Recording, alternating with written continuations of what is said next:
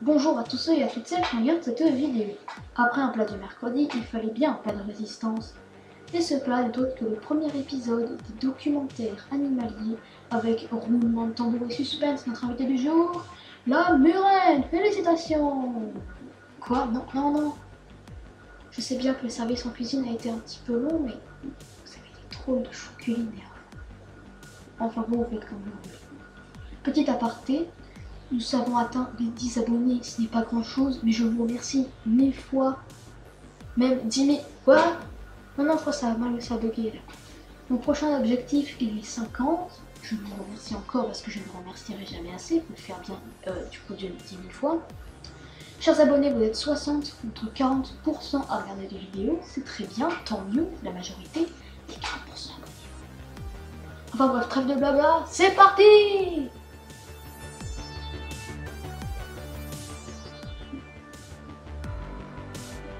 La murène, de son nom scientifique Muraina helena, est un long poisson de la famille des Murènidés.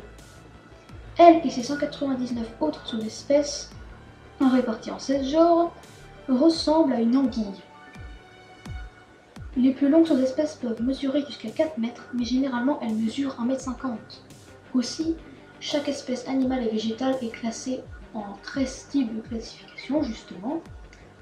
Pour la murène qui va nous servir d'exemple, explication, c'est un animal, donc Reine Animalia, logique. Son sous-embranchement Vertebrata veut dire que c'est un vertébré, donc elle a un squelette. Son ordre des anguilliformes signifie qu'elle a une forme d'anguille, comme je l'ai dit. Sa famille des Murenidae, les Murenidés, là. La sous-famille des Mureninae, petite subtilité, mais c'est cadeau. Et enfin le genre Muraina, parce que dans un nom scientifique, on va retrouver ce mot. Sur les 13, ce sont les 6 importantes classes que je dirais pour la murène. Et elles sont faciles à retenir, ça tombe bien. Aussi, l'Union internationale pour la conservation de la nature a créé un statut de conservation pour trier chaque espèce en fonction de leur danger d'extinction. Pour la murène, il n'y a pas de quoi s'inquiéter, parce qu'elles sont en préoccupation minière. Elle sait. Pourquoi elle sait? Ça doit être de l'anglais, je n'en sais rien. Enfin voilà, pour le statut de conservation. Passons désormais à l'habitat, voilà, donc chaque espèce animale et végétale a un but de vie, je pense que c'est pas logique. Pour la murène, c'est le bassin méditerranéen, comme vous voyez, la mer Méditerranée, ainsi que les îles britanniques du Sénégal, ici, là en bas à gauche, ça, fait. Pour continuer, son biotope sont les fonds rocheux, les crevasses et autres anfractuosités à une certaine profondeur sous l'eau, logique, c'est un poisson, hein. Passons à la description, donc clairement c'est une anguille. À droite vous voyez la queue, la terminaison. Au centre le ventre. Et à gauche la tête, avec 2 yeux, des dents très pointues, mais j'y reviendrai. Et le truc noir c'est une sorte de branchie.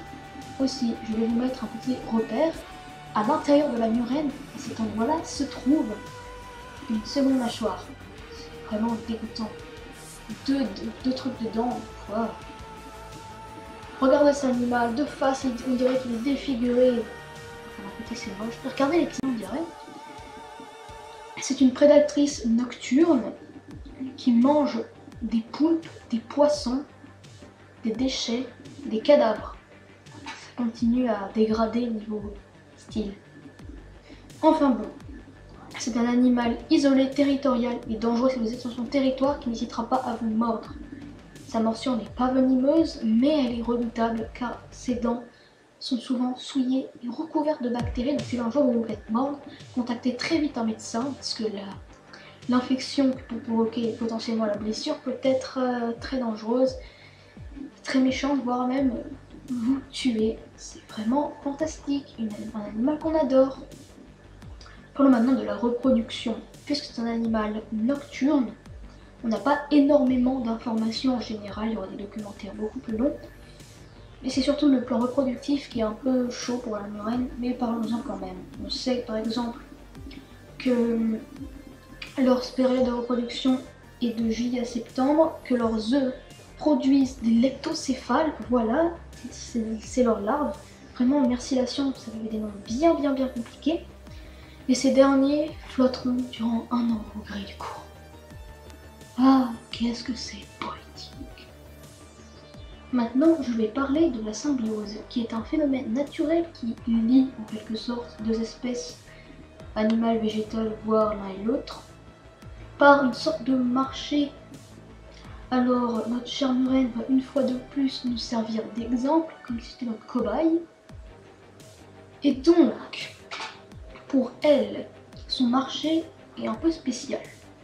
Je vous ai dit qu'elle était territoriale. Mais du coup, le marché, elle le fait avec des crevettes barbier. Et donc, la murène tolère la présence de ces crevettes sur son territoire. En échange, ces petites crevettes, elles doivent manger les parasites qui dérangent la murène. Voilà un exemple de symbiose. Il y en aura d'autres. Parlons maintenant des sous-espèces, comme je vous les ai promis en fin de vidéo. Commençons avec la murène réticulée, qui mesure 60 cm. Une robe avec un motif réticulé clair sur un fond brun sombre, qui, comme d'autres sous-espèces de murène, a une seconde mâchoire au fond de la gorge. Yes! Elle vit de 10 à 76 mètres de profondeur, maximum 90. Son habitat est le golfe du Mexique en haut à gauche et la mer des Caraïbes un peu en dessous du centre. Parce que oui, je vous parle d'habitat. Murène suivante, la murène tachetée de blanc. Waouh, quelle précision! Elle mesure 60 cm et maximum 120. Elle vit au Mexique, ici, je dis. Elle vit également au Pérou et dans les îles Galapagos. Vous voyez sur la carte, normalement. Maintenant, parlons de la murène du sablier, qui mesure 60 cm et maximum 120. Elle aussi vit à 0 à 25 mètres de profondeur. Elle vit en Californie, dans l'eau bien sûr, hein. Pas sur la terre, c'est un poisson. Hein. Au Pérou et au Galapagos, elle aussi. Maintenant, la murène suivante est la Muraena augusti, qui n'a pas de nom précis. Beaucoup de murènes sont des migrateurs, bah elle c'est pas le cas. Et pour l'info, elle mesure 50 cm et elle vit jusqu'à 250 mètres de profondeur. Son habitat n'est autre que notre cher océan Atlantique, au nord, à l'est et à son centre. Enfin, la murène du bijou, qui a un niveau physique des taches circulaires jaunes sur un fond brun violacé, comme vous pouvez le voir. Elle mesure 61 cm. Donc vous voyez bien les petits dents là, bien et pointues et aiguisées encore une fois. Hein. Son habitat, parlons-en, c'est le Pacifique Est. Ensuite, Muraena robusta, comme la murène robuste, qui mesure 150 cm, plutôt gros poisson, hein, et qui vit, elle aussi dans l'Atlantique, l'Est et le centre. Dernière sous-espèce dont je vais parler, voici Muraena parolina, qui elle aussi n'a pas de nom, qui mesure 51,2 cm, vit de 2 à 60 mètres de profondeur, on a de la précision, qui vit elle aussi dans l'Atlantique, à l'ouest et à l'est. Alors, bien qu'il existe d'autres sous-espèces, même énormément, si je les cite toutes, ça va nous faire une vidéo giga longue. Je n'aimerais pas, ce ne serait pas pratique pour vous. Donc voilà, c'est tout pour ce premier documentaire. J'espère qu'il vous a plu, ça vous a surtout appris des choses.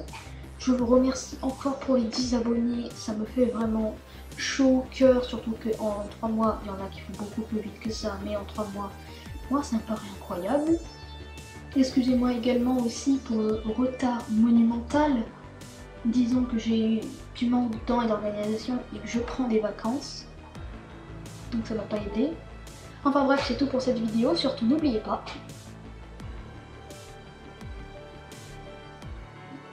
Ciao et à bientôt.